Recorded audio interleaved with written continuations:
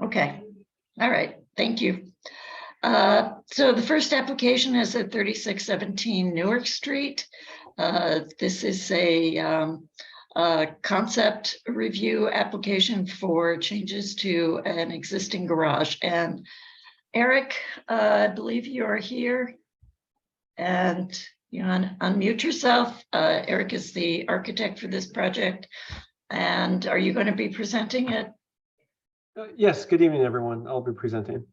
Okay, why don't you go ahead and do you want to say anything initially about it, or I can also make you a host so you can start to share slides? Yeah, I'll just start the share slide, and then the owner, Mr. Marcus, is on as well, and he'll have a little bit at the very end as well. Okay, hold on a minute. I'm going to make you co-host. Okay.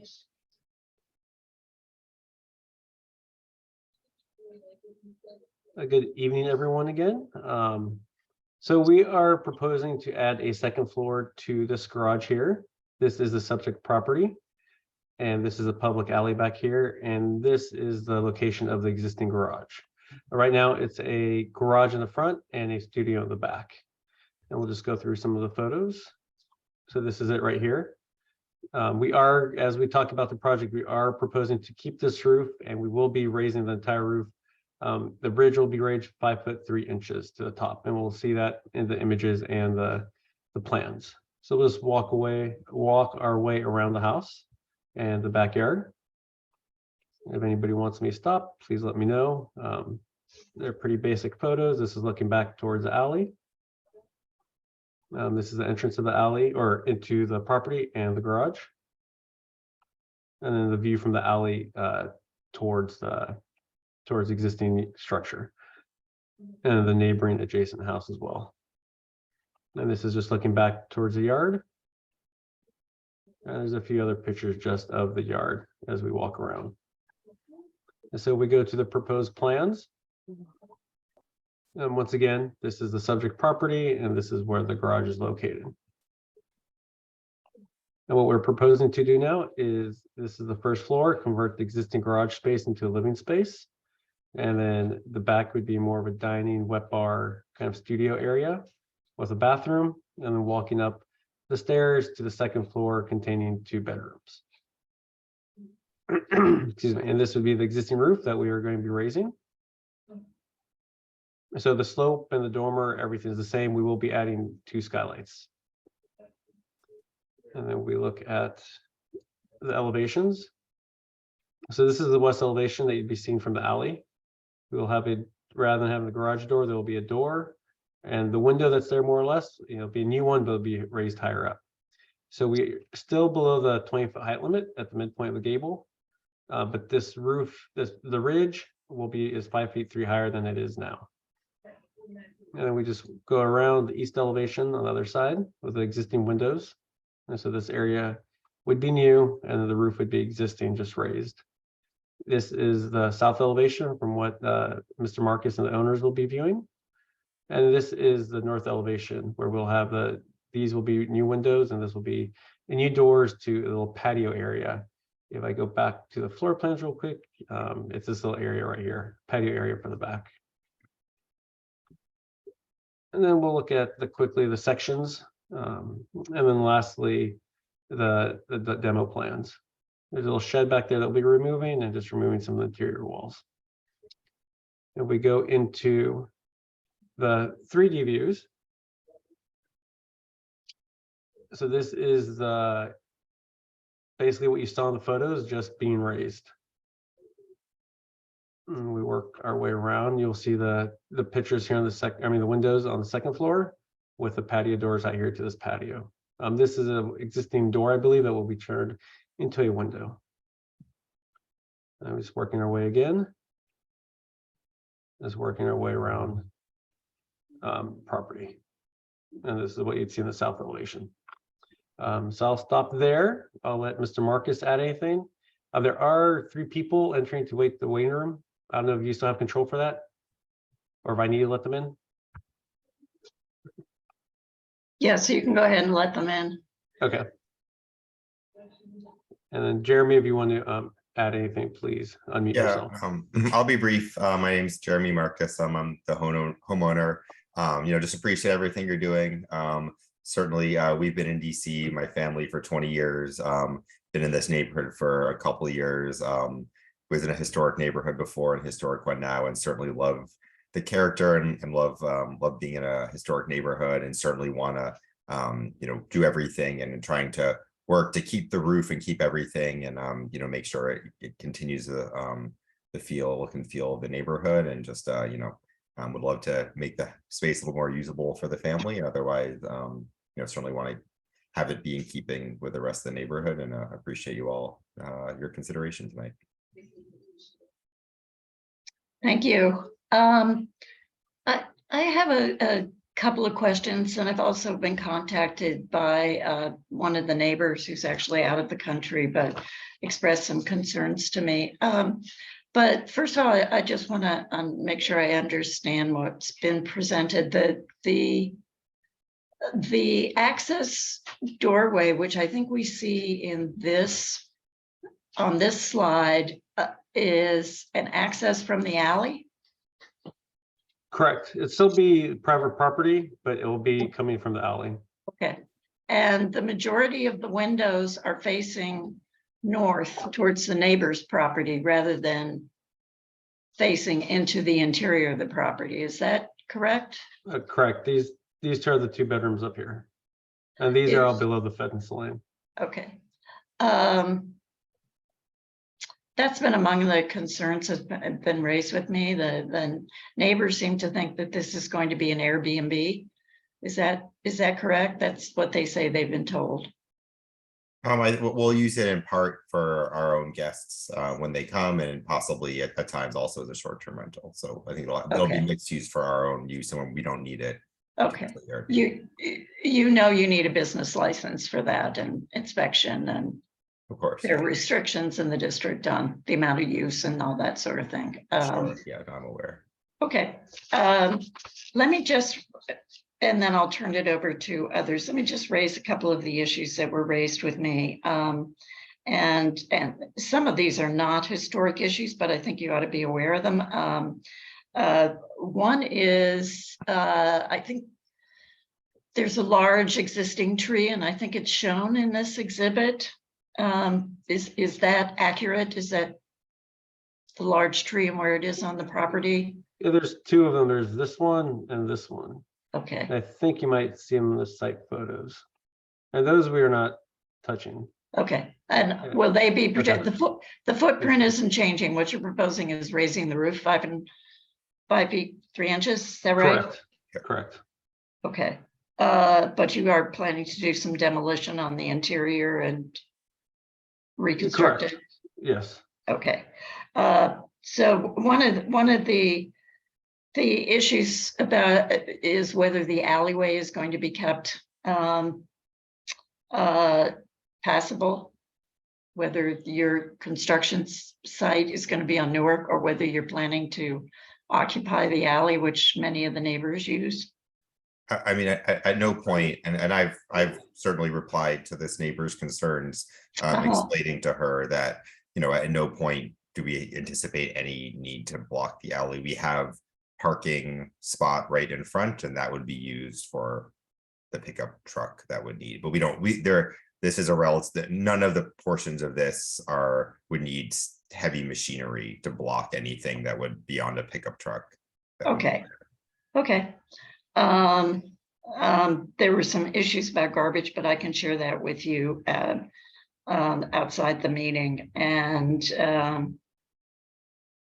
some issues regarding noise and protection of the tree. But mostly I wanted to make sure what the use was going to be. So it's going to be partially used privately for your own use and partially used for commercial. Yeah, to be honest, and then long term, to be honest, is probably for my mother-in-law when she needs a place to live that is closer by, but not in our actual home. So I think it's, there's probably different phases of what we use it for. Okay.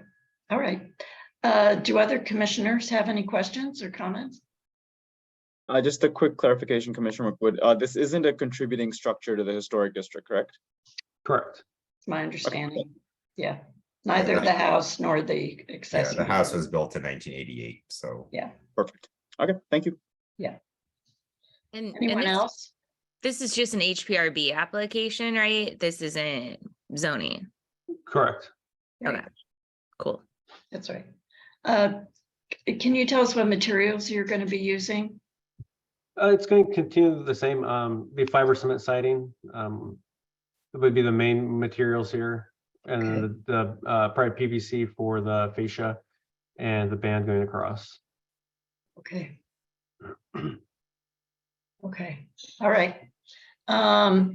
Is there anyone here and participating in the meeting from the community who had a question or comment that they, if you do, now would be the time to raise it. And you could just unmute yourself if you did want to say something.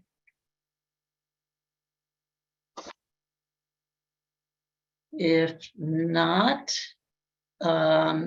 Eric, could you stop the share? Great, thank you very much. I don't think we have any other questions unless I have missed someone. Thank you very much. And I will be in touch. And as I said, I will share some of the additional concerns that were shared with me by the neighbors, so that hopefully you can address those and be aware of them. Okay, thank you very much. And like I said, I Appreciate think your time. we're directly in touch too. She emailed me just right as the meeting was starting, so I think I've seen Really? her, Okay, maybe the same email. probably. Yeah. Okay, all right. Thank you you so very much. Thank you. Yeah. Have a good evening. Take care. The next application is a BZA application. This is for 3421 Wisconsin Avenue, and we have previously approved an HPRB application at this address, and the design requires some zoning relief. And I will let, I know the architect is here, John Edwards.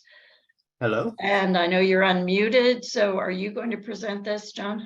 Yeah, I can do that. If you wanted to, I could share my screen. Yes, let me let you do that. Okay. And you all saw this last month when we presented for HPRB. Actually, I think I just made Soleil a host instead of you. Okay. There we go. Okay. Oh, I'm happy to close too. Yeah. okay. Hold on for 1 second. It's asking me to unlock to let you.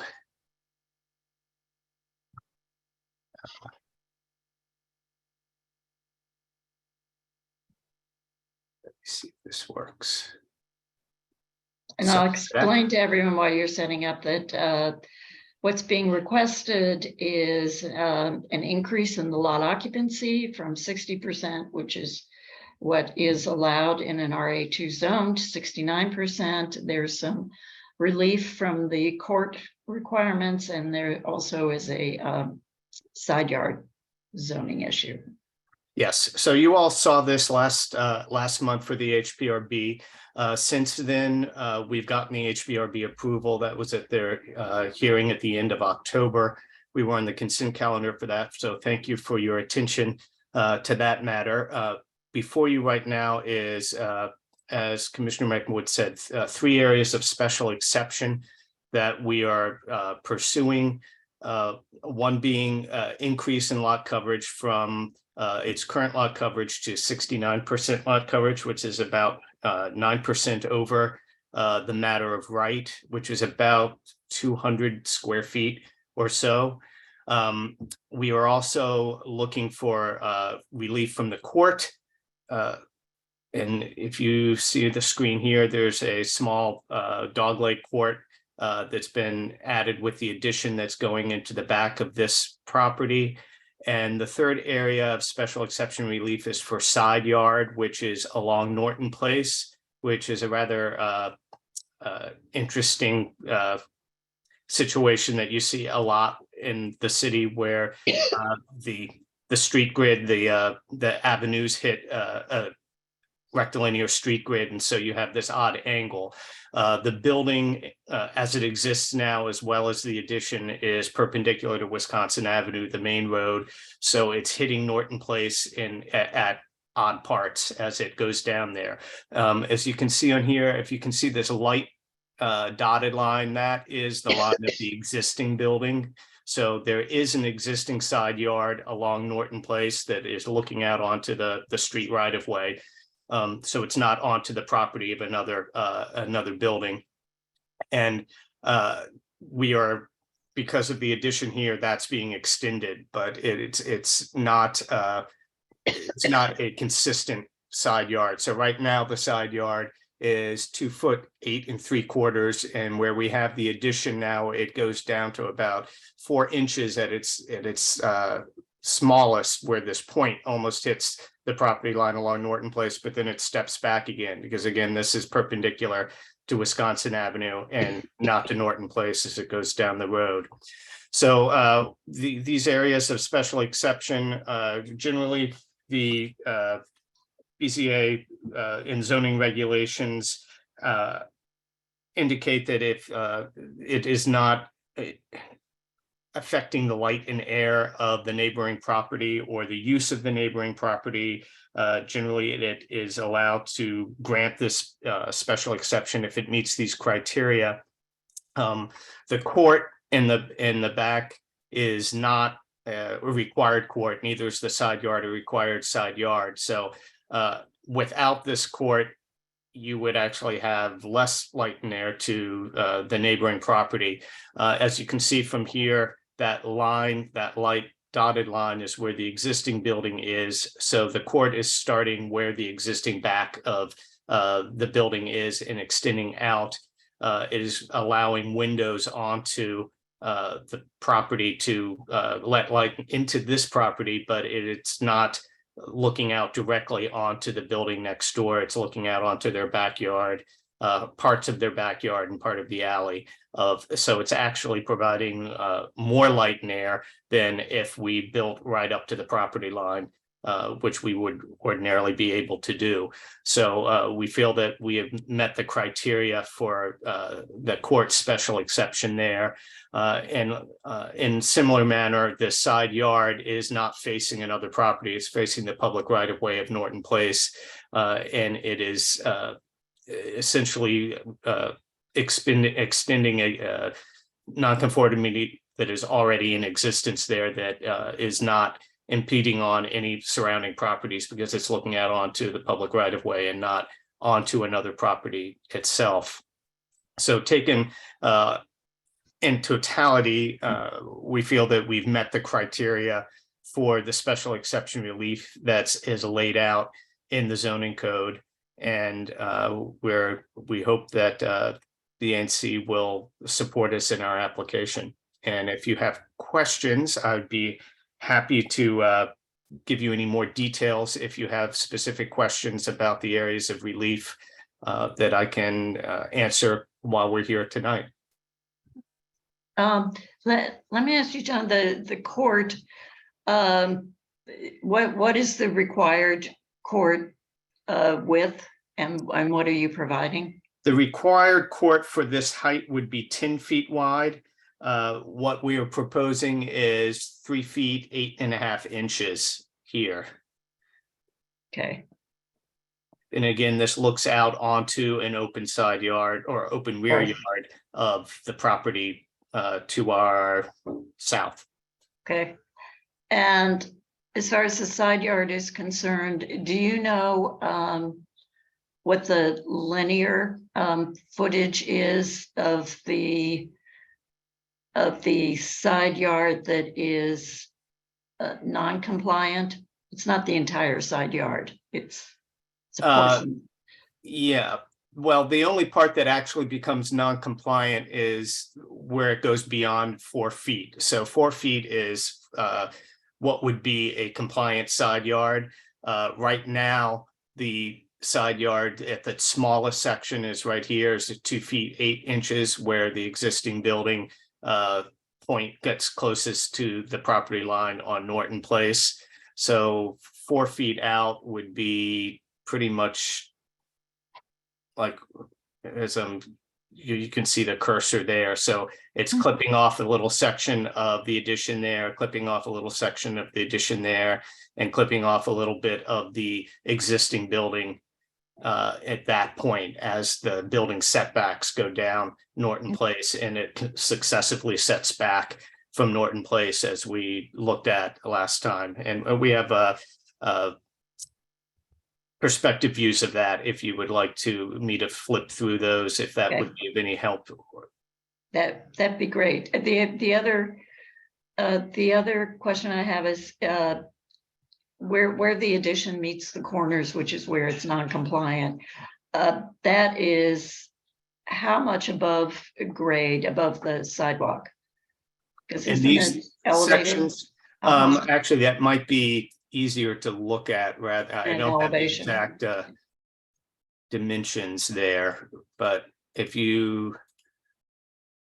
there we go. This is the side yard, the side facing Norton Place. So Norton Place is out here. This is the property line along this side wall, and it's these corners that are infringing onto what would normally be a side yard that's measured perpendicular from Norton Place. But of course, the building is not built perpendicular to Norton Place. It's perpendicular to the other. So you can see that in that view, as well as in this view. It might be even better to see it. So this point, that point, and this point is where it pinches into what would otherwise be a consistent parallel side yard. Right. Okay. Thank you. Commissioners, anyone have any questions or comments? Yeah, Nancy, I believe there are some folks waiting to be let into the meeting. If you can, or Swallow, I think you're a co-host to let those folks in. Yeah, I saw that they were, I think I let 3 people in just a second ago. I don't see anybody else waiting, right? No one else. I don't see anyone else either. I don't either. I'm not logged in as host, sorry.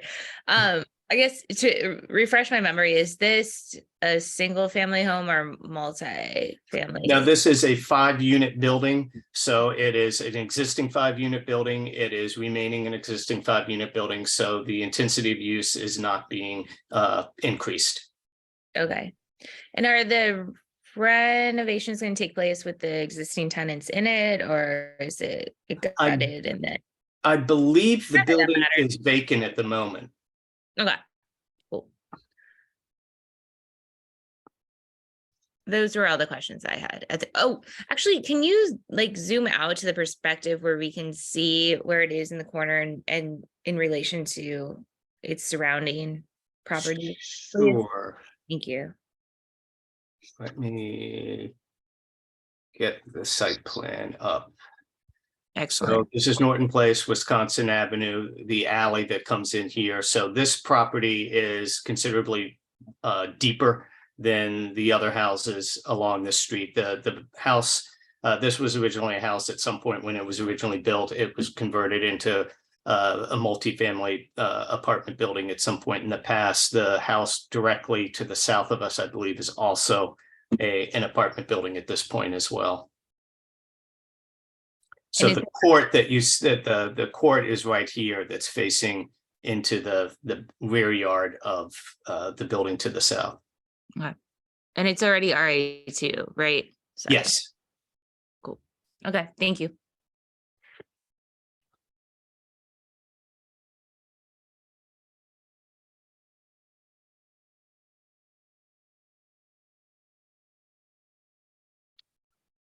I believe Commissioner McWood is muted.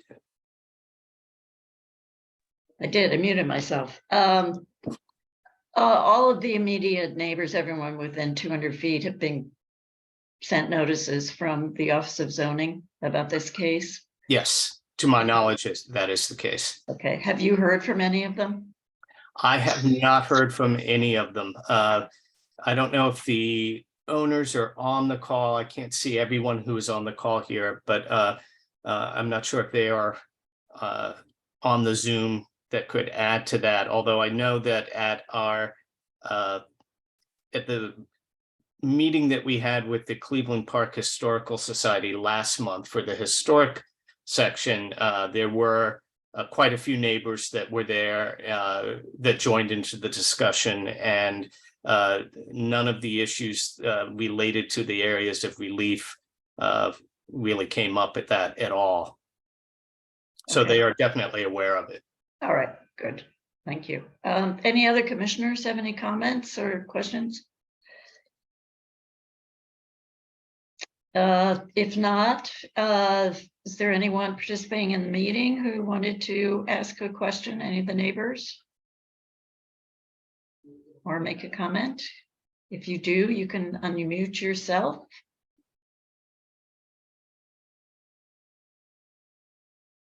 Okay. John, do you want to close share screen? Yep. Great.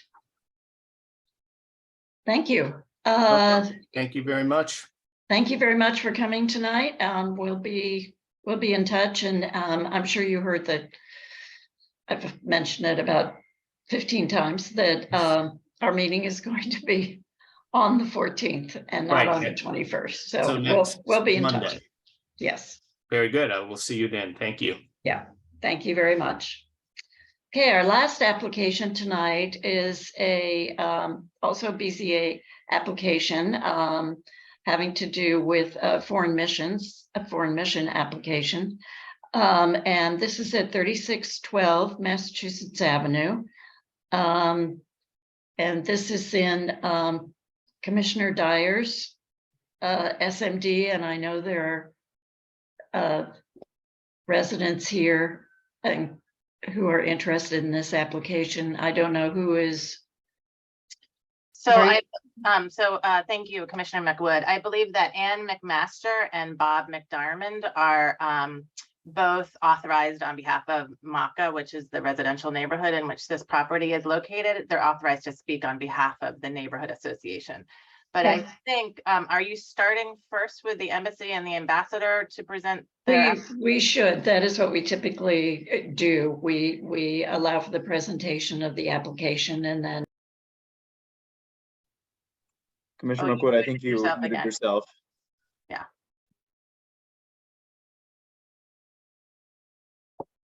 There we go. Yes, I'm sorry, I muted myself again. Yes, we'll do the presentation first, and then we'll segue into commissioner comments and community comments and questions. I'm not sure who's going to be presenting this on behalf of the applicant. Ambassador, I see that you are here. Did you want to speak first?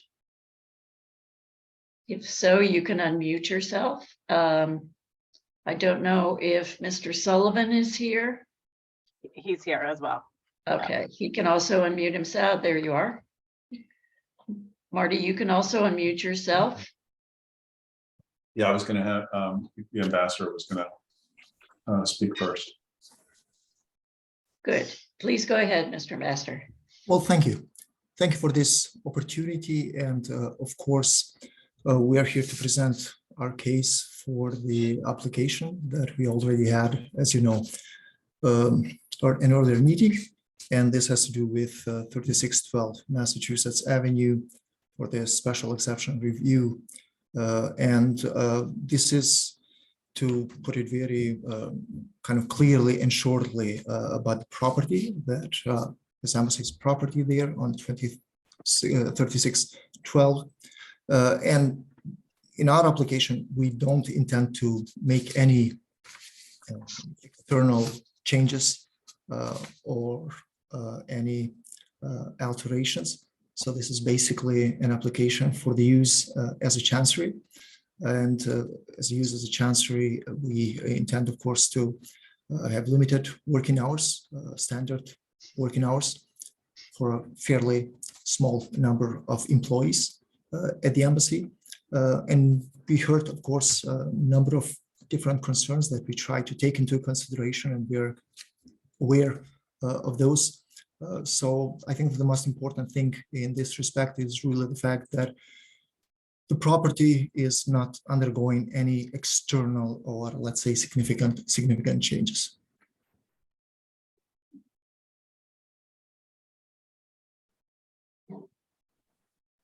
All right, thank you very much, Mr. Ambassador. Mr. Sullivan, did you want to present slides? Do you need to share screen? I have some slides, just some photos of the area, and then I do have a slide showing some of a list of how the use would be characterized or conditioned. Okay, you If it were to be approved. you should be able to share your screen. Okay, thank you.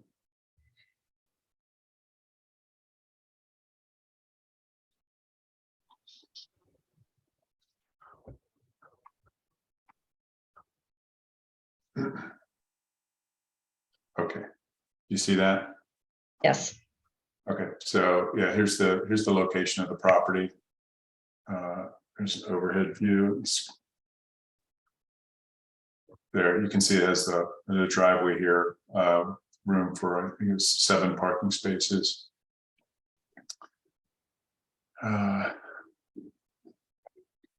That's the driveway. It's on 36th.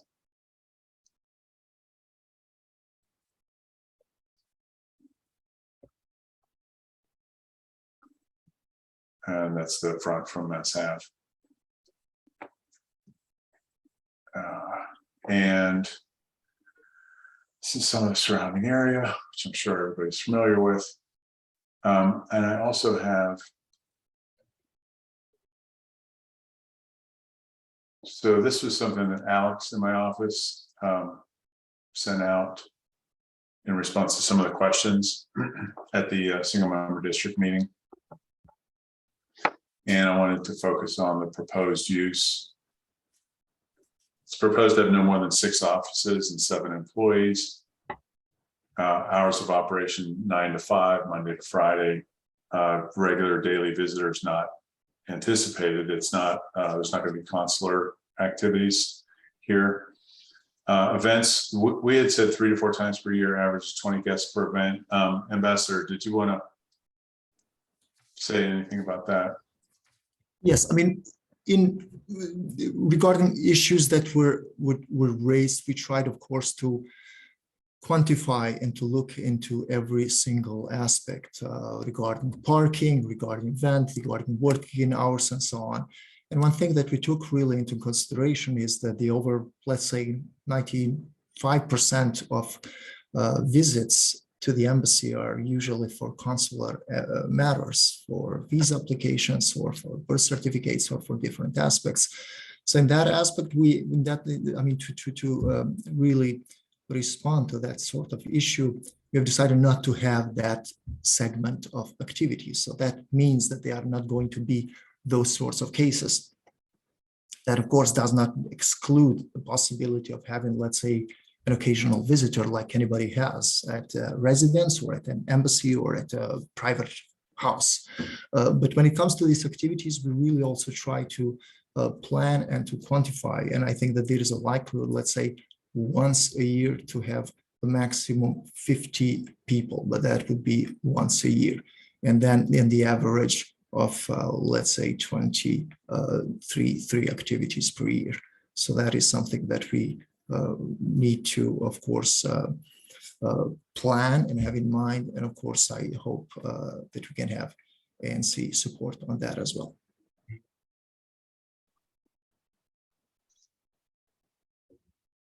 And here's just some more bullet points on the parking situation and trash collection. And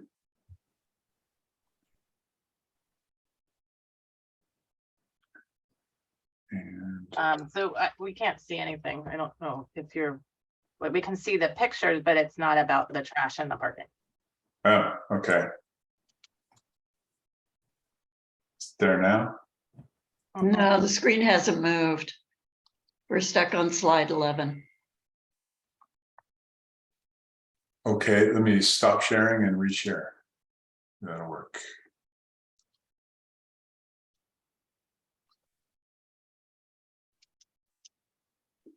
So you didn't even see page 1 here? You see it now? Now we see it, yes.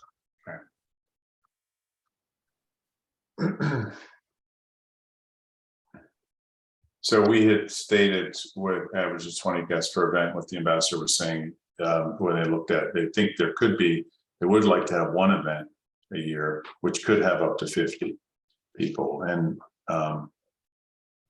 but the other events, maybe just 3 other events with around 20 guests per event.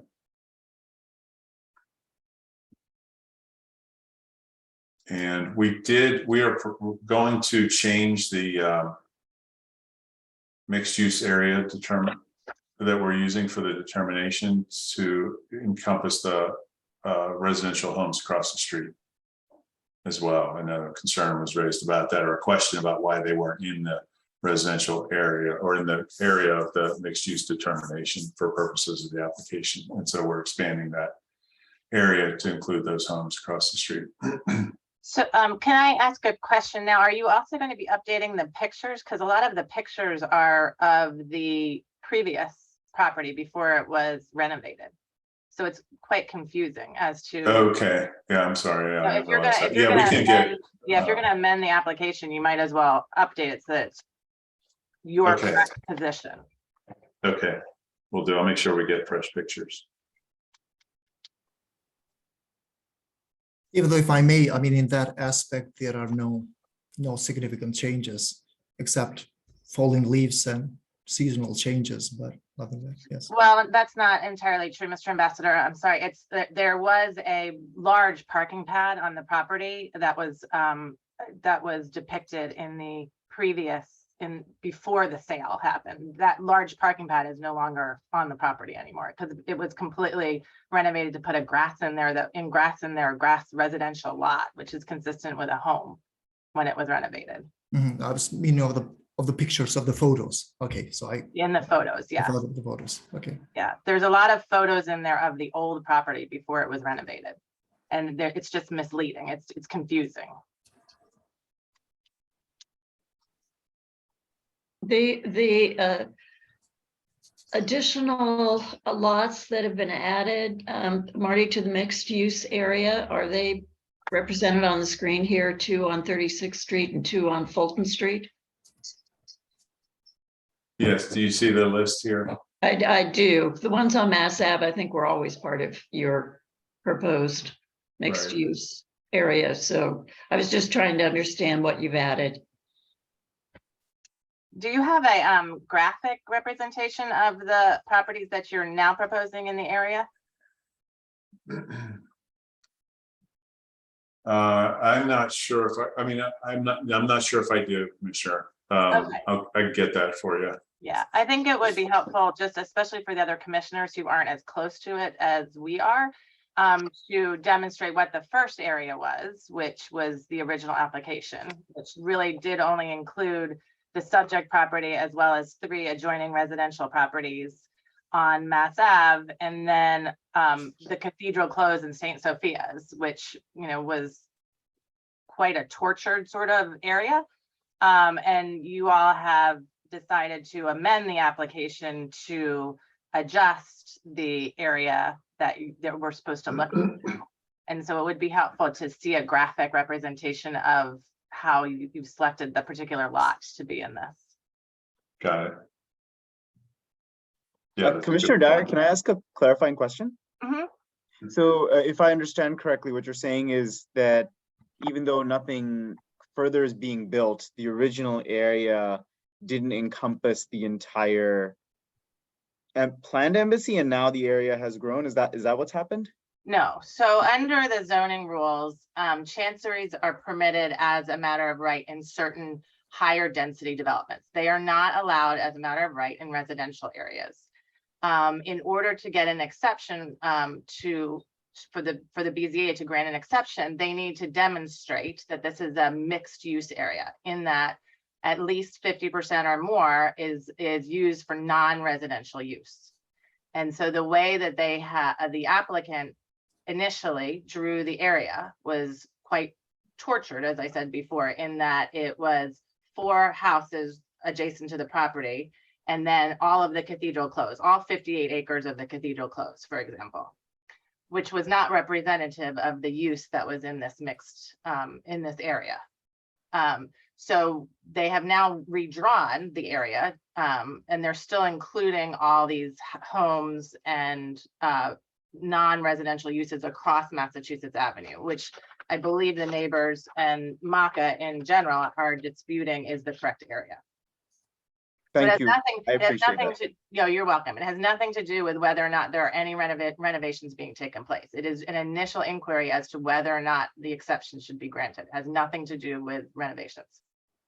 Yeah. And just for further clarification, Commissioner Siddiqui, that if a chancery is being requested or a special exception is being requested, there's a threshold issue. And the threshold issue is whether it is, in fact, even though it's a low density lot, it is a mixed use area. And if it is found not to be a mixed use area, the application doesn't go any further. So it's an important issue. Thank you both. Yeah, no, I just wanted to make sure I understood. I had a question about, I'm hearing this parking pad isn't there anymore. Is that accurate? But it was there when it was a single family home. Can somebody please clarify? Yes. Seven If, car parking I don't- pads I don't know for me. who's driving it, but Marty, if you can show, so there used to be a concrete parking pad that was in the northern part of the lot that Yeah. was closest to Garfield and Massachusetts Avenue. It has since been, as part of the renovation of this home, that parking pad was dug up and has been replaced by grass. Or, you know, and there's now just a grass area that was marketed by the real estate agent as perfect for a, you know, a pool, etc. But there's no parking pad there anymore. And instead there is parking on the other side of the lot that is closer to the alley and closer to 36th Place, further into the neighborhood. But on the property itself? It's on the property itself, yes. On the property itself. Okay, because what I'm gathering from what I was reading in the filings with, you know, what state said and some of the other things that you need to prove that if you're going to, or not prove, but if you're going to put a chancery in a place that's more residential or mixed use, that, you know, it's not going to affect the traffic, all the things that we usually hear, right? And this is right in, I mean, there's literally a bus stop in front of the place, and if there's parking off this street and there was previously a curb cut with a 7-car parking pad on it, I'm not following, you know, why, what, you know, what would change if you're just changing it from a single family home that potentially had this many cars and all of this to being only open from 9 to 5 with only 7 employees, and very limited, you know, foot traffic, you know, what the core of the issue might be here.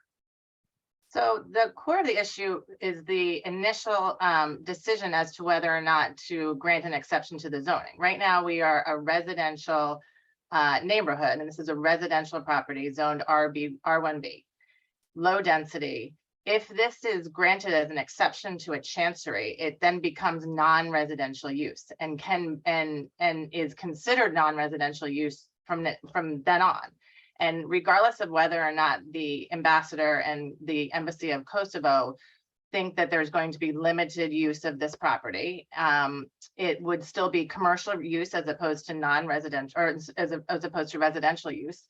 And it could also change depending upon the next ambassador or whether the property changed hands to a different embassy and then, you know, expanded their office hours, expanded the number of employees. You're basically, once you grant the exception, you're granting an exception to make this non-residential use in the neighborhood. And although the ambassador has been very forthcoming and seems to be very accommodating, you know, these are all sort of present intentions of what the permitted use will be of the property. And who's to say that his predecessor or his successor will keep the same intentions.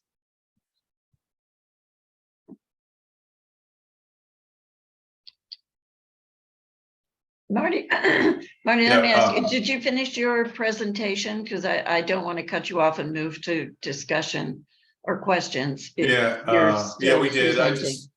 We did. I just wanted to respond.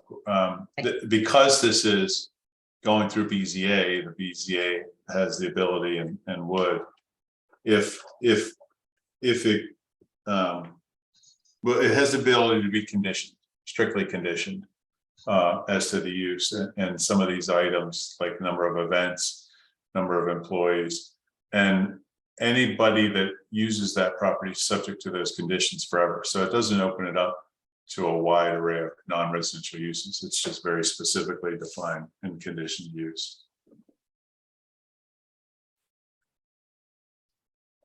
Okay, thank you. And I did just want to share this for some reference from Google Maps as well, just to give a Can you sort of idea of use the your, larger area. could you use your cursor to sort of outline where your mixed use areas, if we zoom out? Show where you're, So, well, yeah, and we could go larger. I don't think if we went larger, we'd be bringing in the Alvin Towers and the school over here. And there's a, but you're going all the way over to Woodley Road, aren't you? let me see if I can find the, hold on one second. So are you talking about the current, what is in the application, or how you're amending it? I think there's just. Here. Yeah, we're just amending it. So I'm going to find the current because we haven't filed the amended yet. Let me see if I can find it. It's number 11 on your exhibit. I have a question while we're looking this up. Why would that be different, that circumference, than any other project that we look at, which is the 200-foot radius, right? From the property.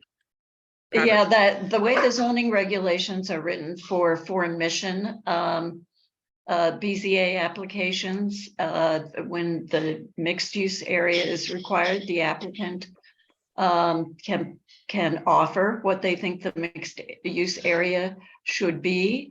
Unfortunately, the zoning regs aren't prescriptive about it should be 200 feet or it should be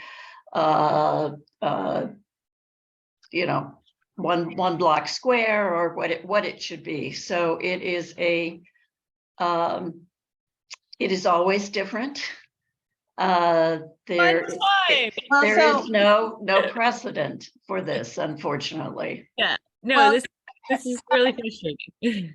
Commissioners, But you should use some common sense. Well, hold on, commissioners. There actually is language in the foreign mission chancery that it has to be, the area is the area that most accurately depicts the existing mix of uses adjacent to the proposed location of the chancery. Pretty specific, adjacent, not 4 or 5 blocks away.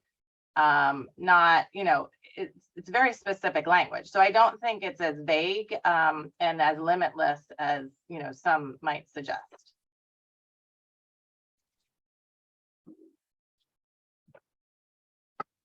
So, you know, one would question whether the 58-acre cathedral close is truly representative of the, you know, area that is in Maca. You know, 58 acres added to, you know, the subject property. That didn't seem to be at all fit within the spirit of the regulations. but it's also adjacent. It's across Massachusetts Avenue, which is a 4-lane road, natural divider, and across Garfield, and across, you know, portions of St. Albans. You could cut off at Pilgrim Road. There's, you know, other, you know, dividing lines, but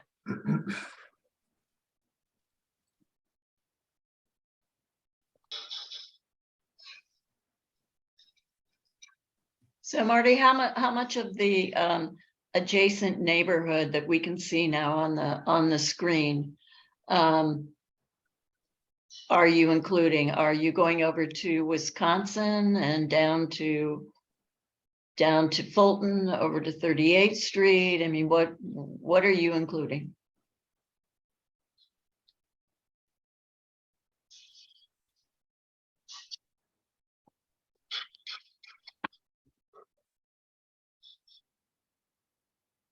These are the properties that were included, and then we're gonna add adding the rest of the block. Of this block. Can you tell us what the streets are? Yeah. I don't know what 36, block you're yeah, talking. Second, hold on.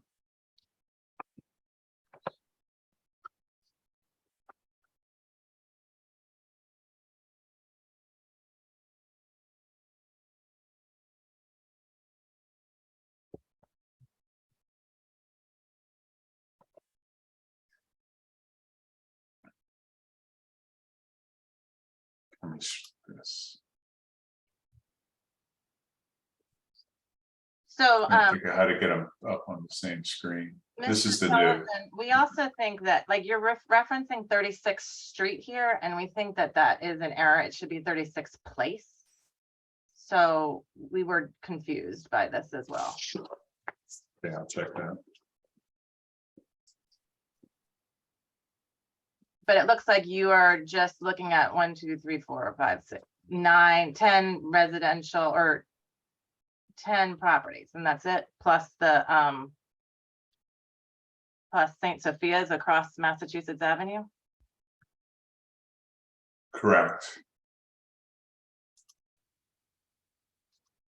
Can you explain, Marty, why you think the 58-acre Cathedral Close, which is across Massachusetts Avenue, is more representative of the current use of this property than the neighborhood that surrounds it? Well, it's on two sides of it. I mean, it's across the street, so it's not miles away. It is across the street, so I would say it's part of the neighborhood as well.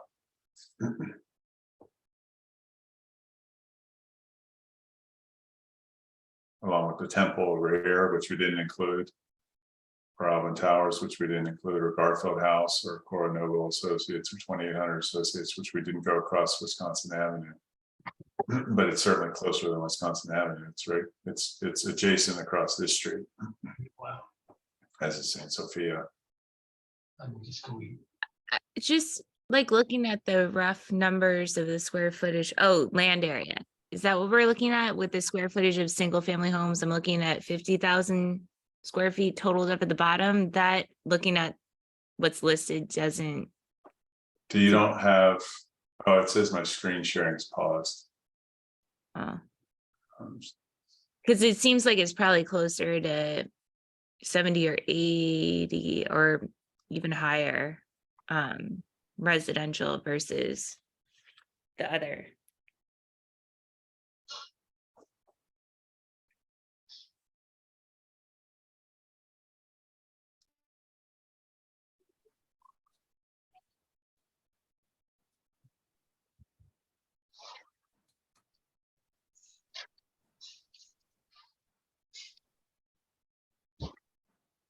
Is that up now? Marty, while you're getting that pulled up again, Jocelyn, would now be a good time for the mock representatives to? That would be great. I think they have some. I think they have some graphics that will more clearly show the area that's under consideration here.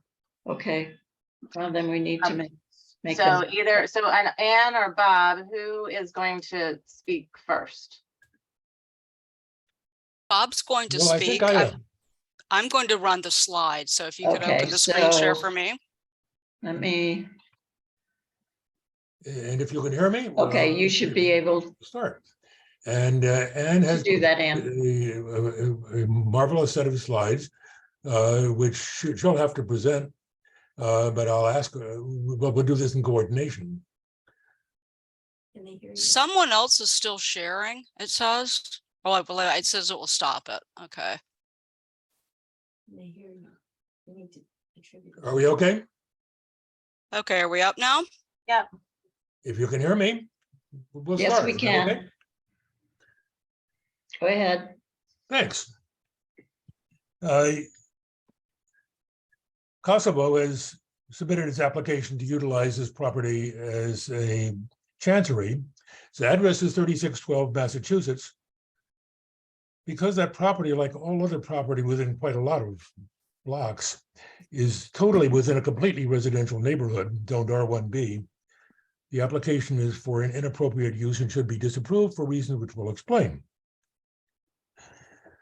Property was entirely within the neighborhood represented by the Massachusetts Avenue Heights Citizens Association, or MACA, which covers a low-density residential area and surrounds the property, and is defined by natural boundaries, including Massachusetts, Wisconsin, and the Vice President's Home and Naval Observatory, and Calvert. The objection is to the conversion of a single-family residential use to an office use. We're not objecting to Kosovo, which a country whom I admire, but it's simply not a place for any office building. And it's a use to which Kosovo proposes to change this. The zoning code makes it clear, thank you, that the chanceries do not belong in low and medium density residential zones unless certain exemptions can be shown. And they must show that the property is in a mixed use area determined on the basis of existing uses, which includes office and institutional uses. For the purpose of that finding, the BZA must determine an area which most accurately depicts the existing mix of uses adjacent to the proposed location of the chancery. And adjacent, incidentally, is defined as a synonym for next to. Adjoins, comes from the same word.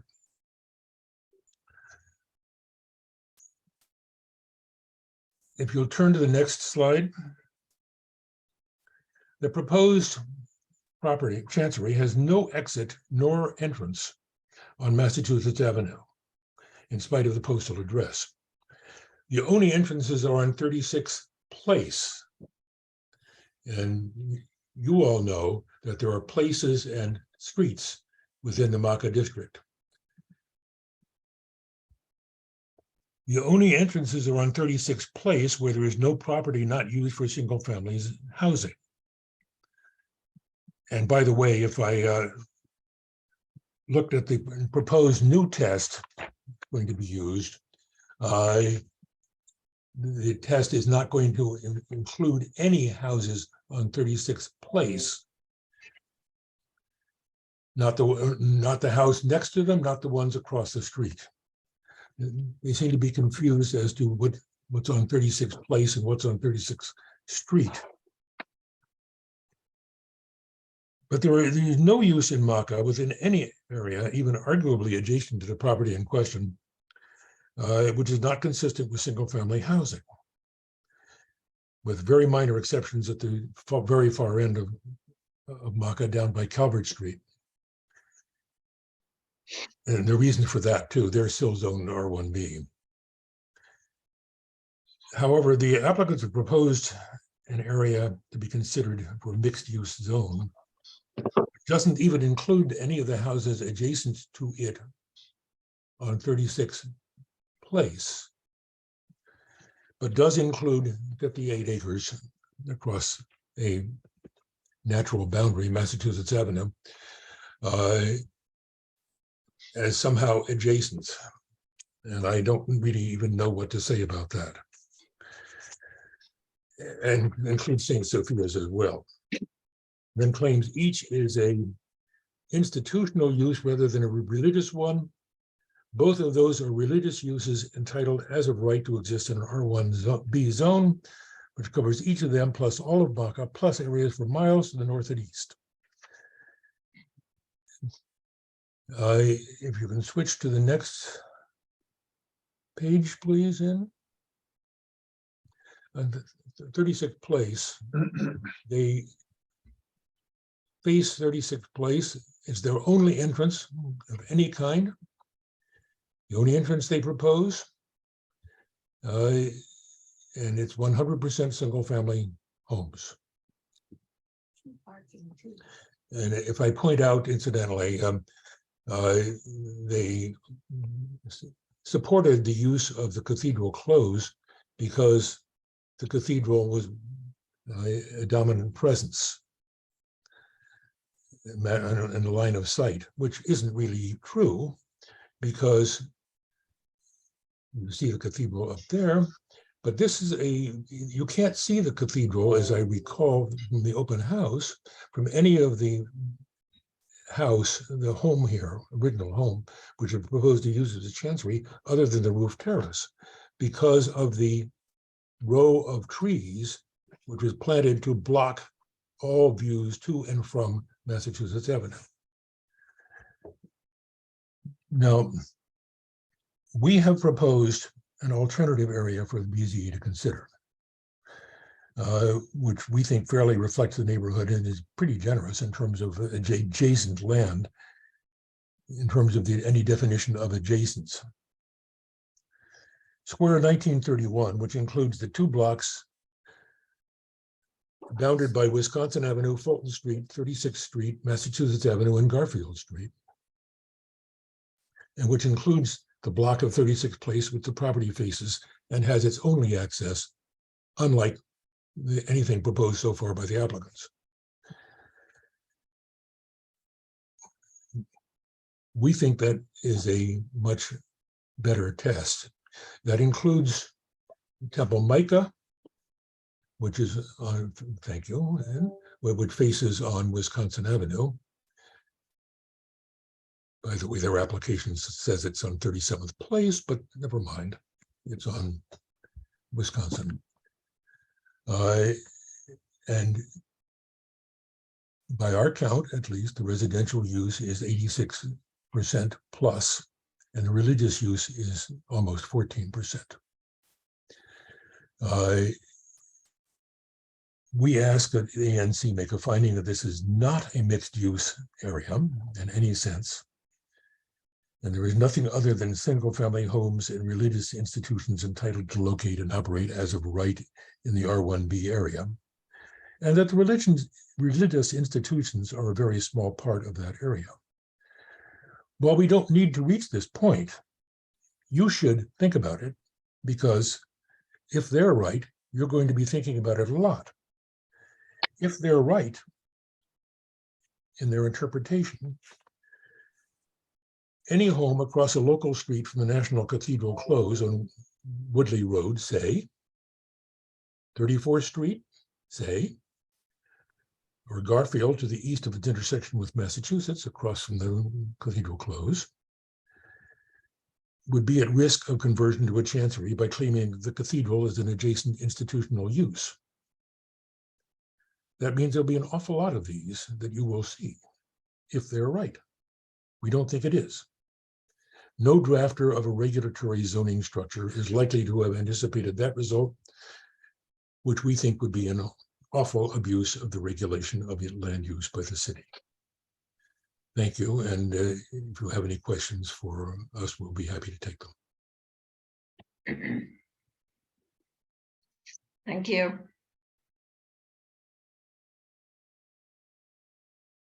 Commissioner Dyer, is there anyone else from MACA or the neighborhood who?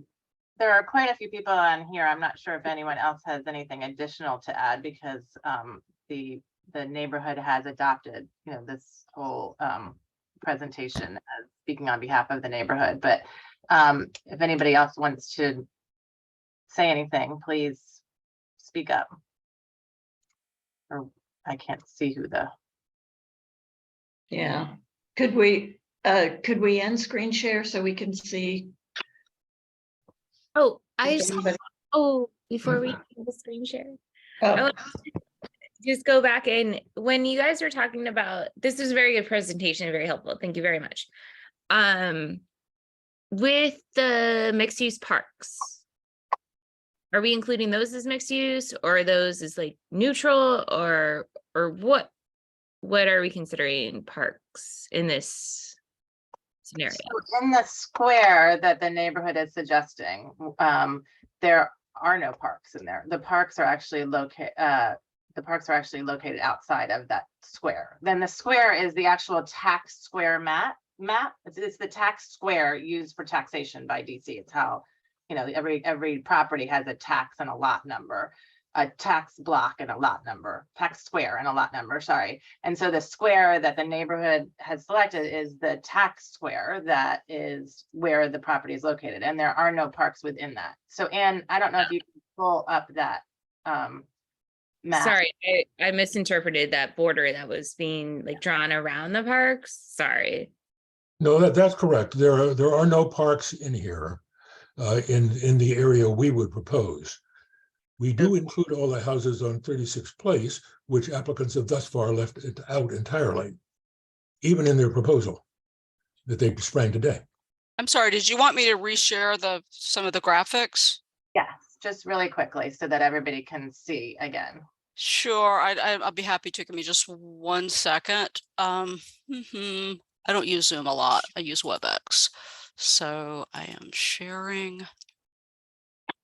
I think the intention of including the parks in the image was to further show that they were an additional natural divider, the parks and Massachusetts Avenue, such that the cathedral is not really adjacent. Correct. Okay, 1 second. Let me get. So we want to go back to. What slide was it you wanted to, where the parks are? Yeah, Is this one? Yeah. Well, we maintain that this is actually intended as a divider to divide the neighborhood from Massachusetts Avenue to, you know, show you that this is a residential neighborhood and we're buffering off some of this more commercial development.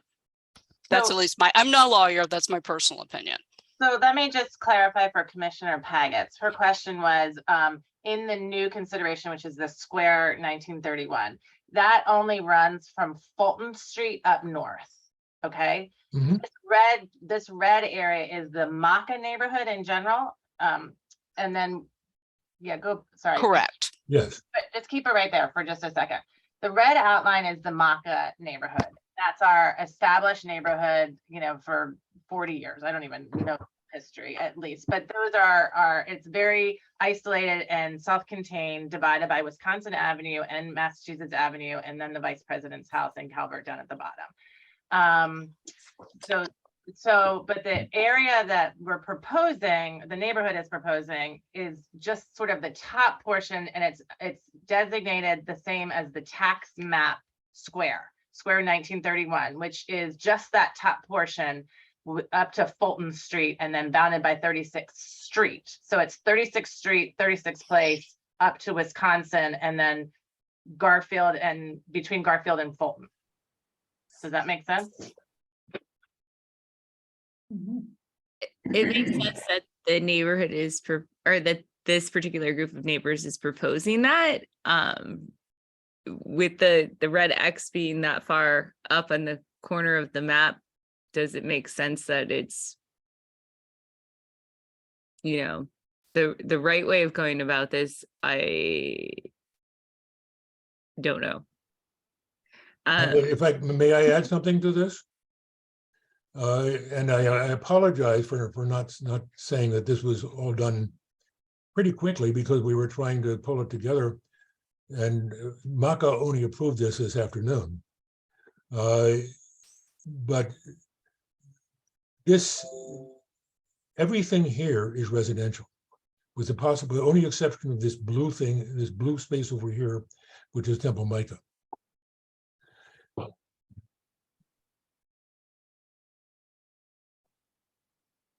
I do also have another question is the ambassador still on? If you have an existing chancery and what the level of use is there? Well, thank you.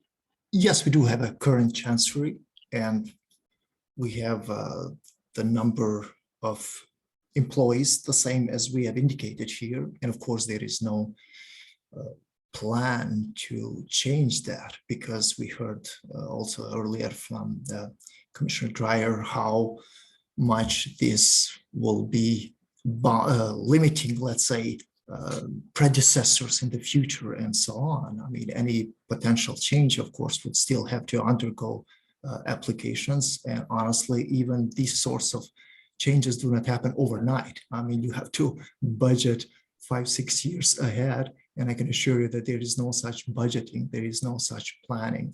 So we do have, of course, an office that's currently on K Street, where we rent.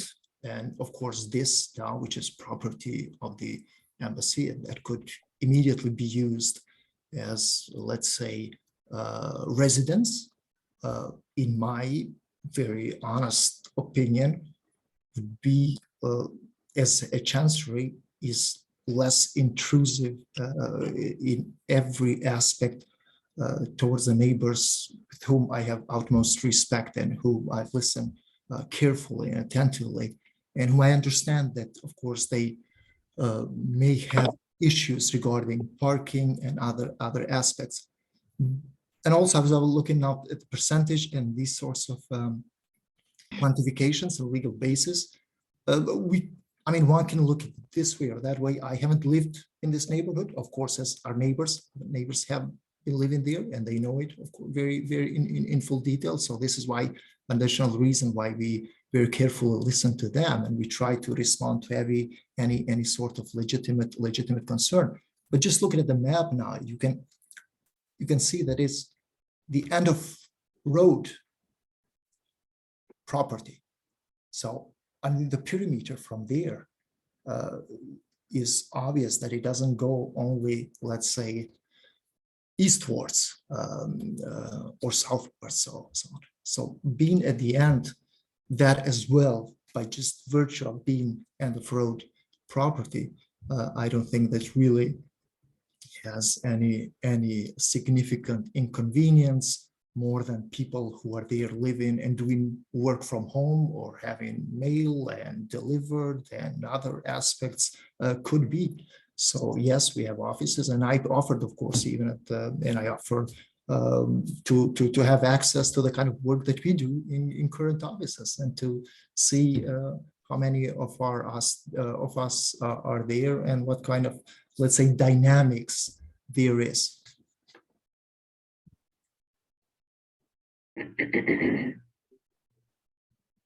May I ask a question if we're done with that? Yes, go ahead.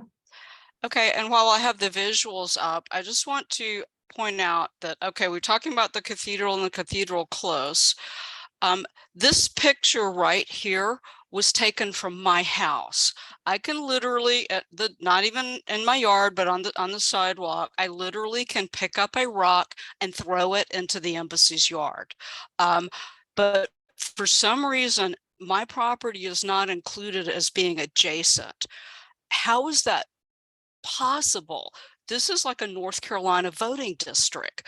No houses on 36 Place were included at all, nor the house that faces Garfield, which is also directly adjacent, or the house that you did not include any of the adjacent properties. These properties were cherry picked to get that 58-acre property in there.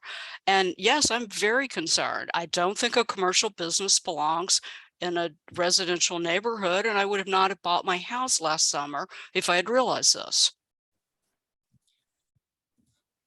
If I may, very respectfully, Mr. McMaster, this is not a commercial business. This is a chancery of an embassy. We have very clear guidelines of what can and cannot be done there. So it is not commercial. There are no customers. There is nothing of that nature. And as I said, if there are people going in and out over 90% in a chancery, those would be people applying for, let's say, visas or birth certificates or, God forbid, death certificates and so on. And there is no consular activity. We have consulates that provide activities in New York, and we have elsewhere. And if somebody can by mail or in other ways apply. So we don't have equipment. We don't intend to install equipment. We don't have people intending to have here operate these sorts of activities. And that remotely something would come close to, let's say, commercial, it would be that, but very remotely. Yeah, that is consular activity. We don't have consular activities, and I said that we are not going to have this activity. And of course, there's nothing commercial that is allowed to be conducted by a chancery, by an embassy. That's very clear. I had one more point I wanted to address that I heard a question on from one of the commissioners, that there was a curb cut and kind of what's the big deal. The curb cut is not on Massachusetts Avenue. The curb cuts are on 36th Place. Yeah, for me, it's actually a bigger deal if it were on Massachusetts. So Why is that, Commissioner? it's just more dangerous coming off of Massachusetts to have cars be stopping there to get into a driveway. But and the curb cut existed. This isn't a new curb cut. Was actually the reason I was asking the question. And if you had an existing property that had a parking pad for 7 cars and a curb cut that existed off of 36th Place, and nobody seemed to have a problem with that when it had been there for whoever knows how many years, right? That's not something that's changing in this proposal in this property. Well, I wasn't here, but I believe some of the neighbors did actually have a very large problem with it. And the reason it was removed is because it was illegally installed on the swale. The That's 36th Place curb cut. the parking pad that was removed was on adjacent inside the fence up to Mass Ave. And you can see on the map that Anne has as part of her presentation, that part of that is a right of way sort of, and that I guess the old parking pad was built on top of it. Yeah, I think it's public space, so you can't Yeah, really public. park there anyway. Mr. Sullivan, have you, is this the first time you've seen the alternative mixed use area? And Yeah, I'm Alec. wondering what your reaction is to it, because it So, is quite different than Yeah, yours. I can take a look at it and see, I mean, of course, we can talk, we can have different interpretations of what's adjacent, and we can take it across the street in one direction, but not across the street in the other direction.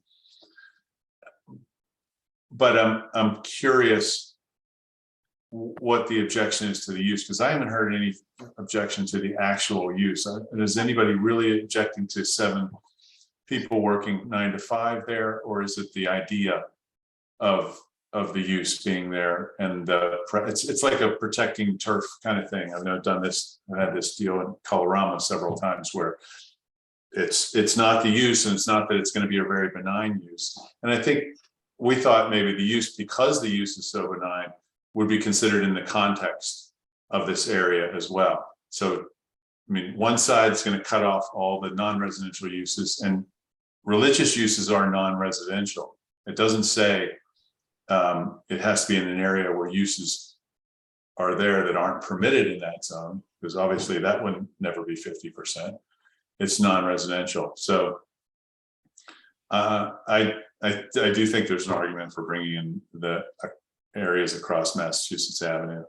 And I do understand the point, certainly from Ms. McMaster, but I thought we were bringing the properties in across the street. I'm sorry about that. So I'll take a look at that as well. But again, even at the SMD meeting too, all the concerns seem to be about things that aren't going to happen. I do think Mr. McDermott though made a very good point that if you are allowed to use, if the BZA decides that you are allowed to use the cathedral in order to establish a mixed use area, and any residential neighborhood that is adjacent or across the street, because there are no residential areas that are adjacent to the cathedral, but any of those neighborhoods that are across the street from the cathedral close,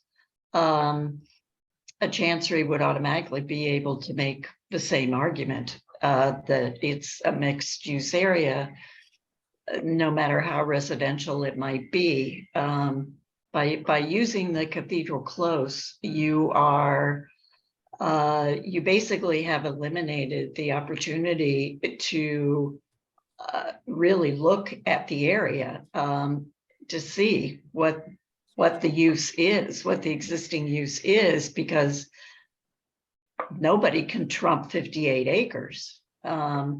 So you really are you by including the cathedral close, there's no possibility of determining that this is not a mixed use area. It's because Well, nobody why can not? balance out that amount of area, that amount of space. I'll take a look at the, Alex was working on this primarily. Okay. Could had a death in the family, couldn't make it. So, but I'll take a look at that and talk to her about that to see if that's, because if we're arguing about the next possible application as opposed to this one, then I get that. And I, even though the BZA is very clear that every case is decided on its own merits, and then specifically with chanceries, they say that. So, but as you well know, Marty, what happened in Colorama is, one chancery came in, and then that can be used as the next to establish the next mixed area, and it got to the point where there are so many chanceries in that neighborhood that that the neighbors have really found it to be a burden, and I think what I'm hearing from these neighbors is that they're concerned about a toe under the tent, and that this could be the beginning of transforming their neighborhood, and they don't think it should even be one property transformed, because the threshold issue, if you really look at it reasonably, hasn't been established.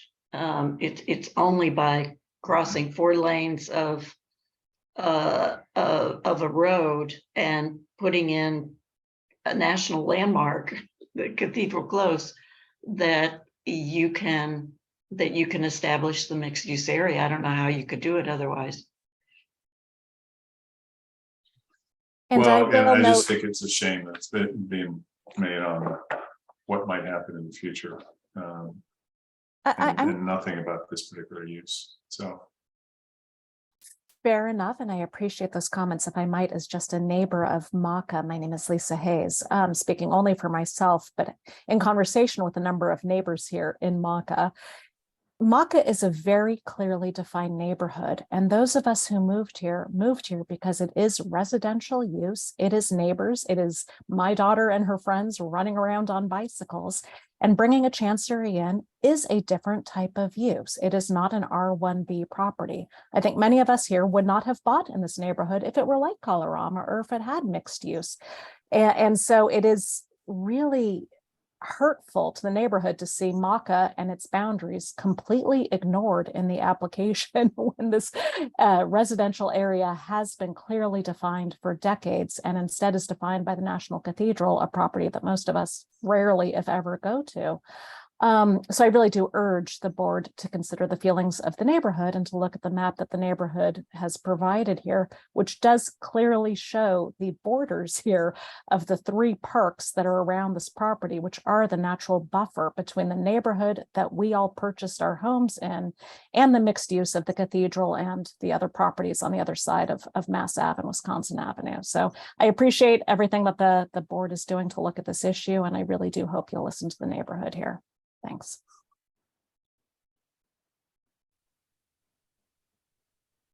Okay, are there any, maybe we can take down the share screen now.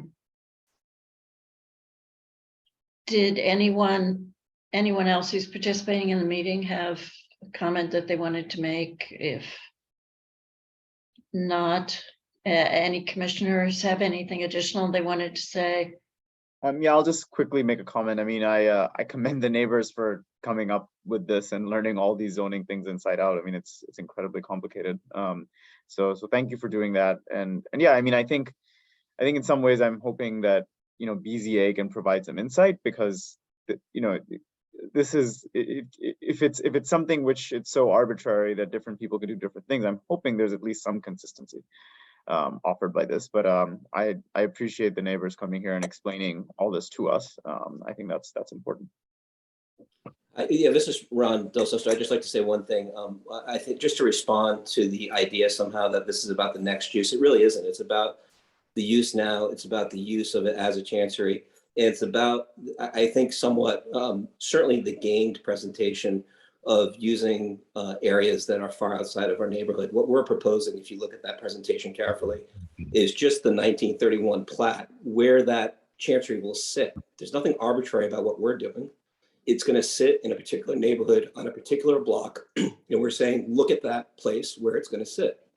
That's what we're saying. That limited space where it's going to sit, you should take that into consideration. We haven't gained it. We haven't looked, you know, we haven't brought in properties from different spots to do it. It's going to sit in a neighborhood on a plat that's defined by law for tax purposes and for neighborhood purposes. And we're saying, look at that plat when you consider the use or when you consider whether it's a mixed use area. And it's clearly not. Now, if they're not being, well, I was going to say not being disingenuous, but it's two negatives. If they're being realistic about what they're doing, is they want to change what is a residential property use area to a mixed use area. And that's what we're objecting to. It's this use, this proposed use, and it's not the next use or anything else. It's the current and existing proposal. Thanks. Okay, thank you. Commissioner Dyer, did you have anything you wanted to say in No, I conclusion? okay. Oh, sorry. Does Art Malala, do you have something to say? Yes, I just wanted to say that the most important point is that the entrance of the building has been on 36th Place, and it is a residential entrance. It is not, I mean, the commissioner is saying that she's worried about Mass Ave, but the entrance has always been on 36th Place, which enters into our neighborhood. We have kids walking to St. Albans, like my neighbors. I don't have kids, but there are many kids who walk through that area to go to school in St. Albans or other places. And it's very dangerous, even if they do have one or two cars, because they won't have the same idea of being careful, because they are diplomats, and if God forbid something happens, they have diplomatic immunity. And I don't have anything. If it were a residence, I mean, my brother was next to a Polish ambassador's house, and it was very quiet, no parties, and it was fine. But this is a very different issue. Being an office building, whether it's a chancery in a neighborhood, will change our way of looking at this place. This has been, we moved here because we wanted to be in a residential area. I mean, that's what the commissioners don't see, the zone, that the entrance has always been into residential. And as somebody else mentioned before, the trash has to be considered and all the other issues when it becomes commercial, that is different from our way of living. May I respond to that, please? Yes, go ahead. Thank you.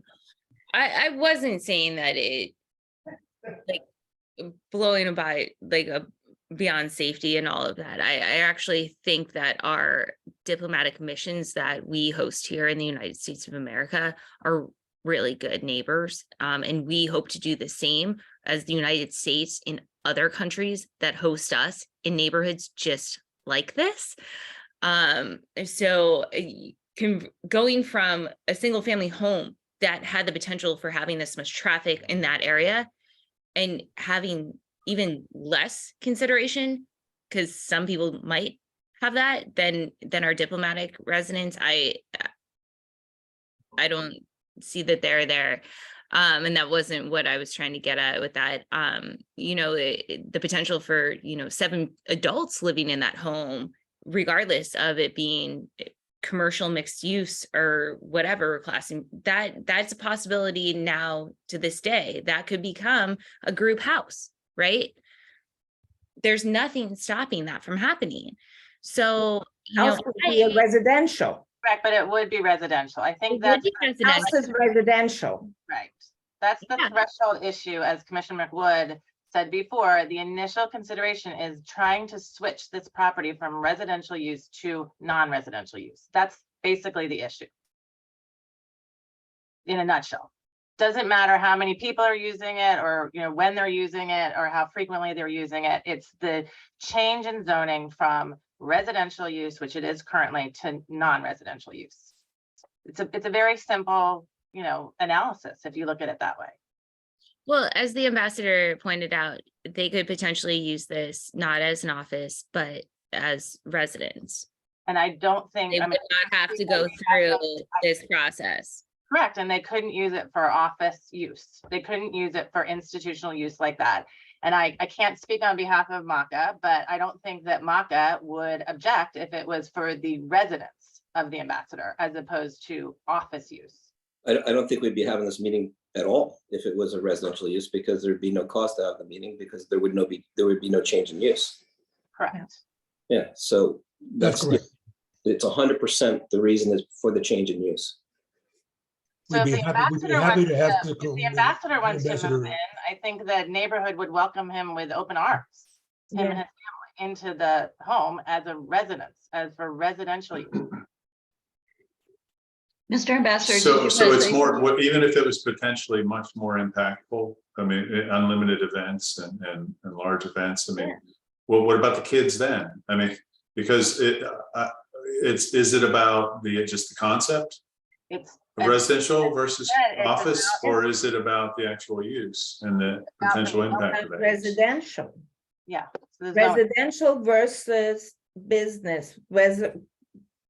To me, it's I don't have any. So that's a word, It's not a but word. we're not changing, we're not rezoning the property. It's just for the specific use. We thought maybe that the community would be interested in having a use that's severe or strictly restricted with conditions because it went through the BZA, as opposed to one that would not have that. Mr. Ambassador, I think, did you want to say something? I Well, thought I saw you. Yeah, wanting- well, it's of course very useful to listen, and I really listen attentively and try to understand the source of every single issue. Let's say reticence to any change, arrival of newcomers, diplomats, and all of this. So maybe even listening is more useful for me than saying. But really, one thing that kind of picked from what Mr. Molela was saying, and she had several issues, but really told you respect. But for example, saying like we are diplomats and who know how we will behave, or whether we drive. I mean, we drive whether we are there in a residence or in an office, we still drive, and we have people driving, coming in and going out. We have diplomatic plates, but that doesn't mean that we are, let's say, supposed to violate every single rule. And you can go and look even at the records that we pay every single fine that any of the diplomats have ever made. So we are talking about fines, basic fines, that traffic, violations. I haven't. I mean, I've been here for 10 months and I drive and I do my work. I haven't violated any single, but there were in the past. And of course, we have a policy which I've formulated for everything. And this was before we acquired this property or anything. That's just to us, it's common sense. So honestly, when I hear some of these concerns, they are exaggerated to me. Like, I understand, of course, safety of the kids for sure. I have kids as well. I drive them. We go to nurses, we go to schools and so on and so forth. We realize all this, but we are human beings who are living and spending part of our life here. And we fully understand every single issue and concern that you are having. And that is why, whether it has to do with parking and so on, we have made it clear, for example, that when it comes to parking, even though this is the end of the road, we will not apply for that parking there as an embassy. We are entitled to, I mean, embassy or residence, we could apply. We are not applying because it makes sense to be used by everyone. And then the cars, hypothetically, those that would come in and so on, that is still driving. So any, let's say, practical, specific, and then others that are more theoretical, like what would happen with other applications and other countries eventually and so on. I really don't see other, I mean, countries lined up to, let's say, buy chanceries or residences and so on. Most of them are well established, already have their presence, some of them for decades, others for centuries. We have been here, I mean, as an independent country and with our embassy for 14 years, and we have acquired now this property.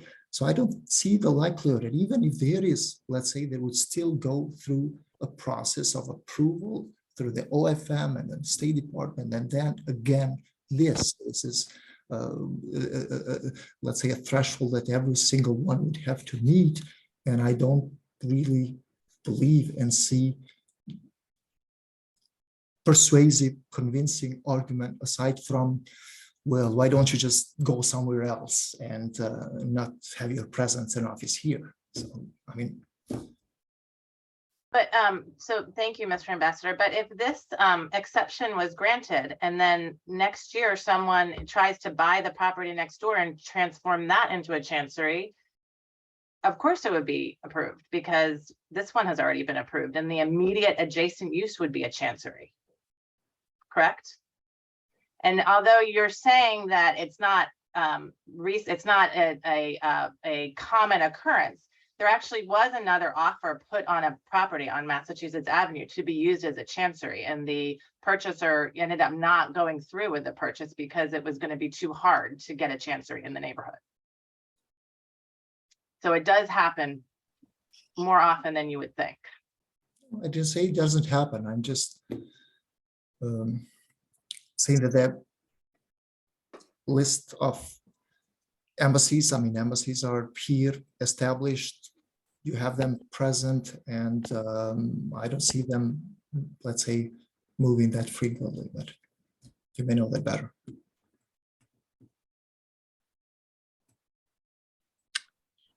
Okay, I think Hello, this is I'd like to thank everyone for participating in this conversation. Was there someone else who wanted to speak? Yeah, there's another neighbor that wanted to speak. I think Cornelia. Cornelia, go ahead.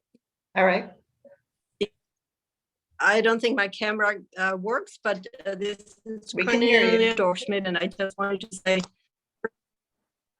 first of all, we live on 38th Place, so we're very close to 36th Place and Fulton, so we're very close to that property. And our reason for this, attending this meeting and for this presentation or supporting the presentation that was made is we are simply opposing that the neighborhood becomes a mixed-use neighborhood. We are foreigners ourselves, and would be more than happy to have the ambassador move in and be part of our neighborhood, but we are objecting to this becoming a mixed-use neighborhood, and we would like to stay in a residential neighborhood. That is why we moved here. And just to clarify, Cornelia lives the 2 doors down from where the proposed chancery would be. So she's, very close and has an entrance on the same road as the chancery. And I would just like to support what Cornelia is saying. This is not about the nature of the people that would be in the neighborhood. This is about the mixed use exception that's being sought. one additional point that ought to be made is that I made a point of saying that I think we all admire Kosovo. And one of the reasons for that is that Kosovo has been trying very hard to become a longtime member of the Society of Nations. But it's not without objection on the part of Serbia, which, as we understand it at least, has been trying to get countries that recognize Kosovo to withdraw that recognition. With some success,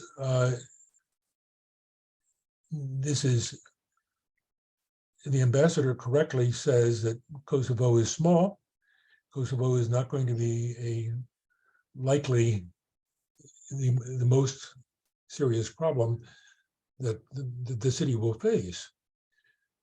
But this ambassador or the next ambassador may very well be finding that they're facing more difficult issues. And when an ambassador is facing more difficult issues, it is his or her responsibility to try to deal with them as best they can, not in the interest necessarily in the interest of the neighborhood, nor should they, but in the interest of their country. And this is one of the reasons why many people are concerned, I think, about chanceries in general, because stuff happens, and you can't put conditions on this kind of an approval that would prevent Kosovo from doing the things that they ought to be doing if some of those things happen. So people have spoken about children, and by the way, the aged. There are quite a lot of some of us who are older than elderly. But it was in the elderly category. And traffic is an issue. And it will be an issue no matter what, I'm afraid, if a chancery use is granted. Maca is not built for that kind of traffic, for additional traffic or anything other than local traffic. And I think people have said quite a lot of things that are appropriate, and I hope go into the thinking of this commission. And we ask that this finding be made that this is not a mixed use area in any rational sense, and should not be. Thank you. Thank you. And thank you to everyone who participated. Thank you, Mr. Ambassador. Thank you, Marty. I think we've really benefited from hearing all of the comments on both sides of this issue, and I really appreciate everyone participating. As you all know, we are not making a decision tonight. This will be a decision before the full commission on the 14th. But the information that has been shared will certainly get also shared with the rest of the commission. And we appreciate that. And this is the last application that we are reviewing tonight. So unless there is an additional comment that someone wanted to make, I would like to adjourn the meeting and let you all go back to doing whatever you were doing prior to this meeting. I just have one question. When will the amended application be filed so we can actually see what the proposal is? Should be by Marty? tomorrow or Wednesday. Okay, because we do need adequate time to evaluate that before the 14th. So no later than Wednesday would be great. Okay. And We'll then get it tomorrow then. follow up with that question too, is that then Jocelyn, what you're going to be writing a resolution responding to for the vote at next Monday's meeting? You're muted, You're Jocelyn. muted. Sorry, yes, we will be submitting a resolution, but we'll have to see the embassy's application, amended application first to make sure we know what it's asking for. Okay, I'd also like to thank the ambassador for his time. Thank you, Ambassador. Thank you, Ambassador. Thank you for warm welcome. And I will say that the ambassador and his staff met with us in a meeting in the single member district. So we do really appreciate him taking the time and his personal efforts on this behalf. And again, we would welcome you as a neighbor in a residence in the neighborhood. So thank you again for being so forthright. Well, thank you. I hope you will welcome, of course, the embassy and all of us, because I'm here not, let's say, as a private citizen, but I enjoy being here and living and spending part of my life. But really, I'm here with my colleagues. So that's my duty and that's my honor. thank you. Thank you. All right, everyone. I'm going to adjourn the Planning and Zoning Committee meeting. Thank you again all for participating. Till Thank next week. Thank you.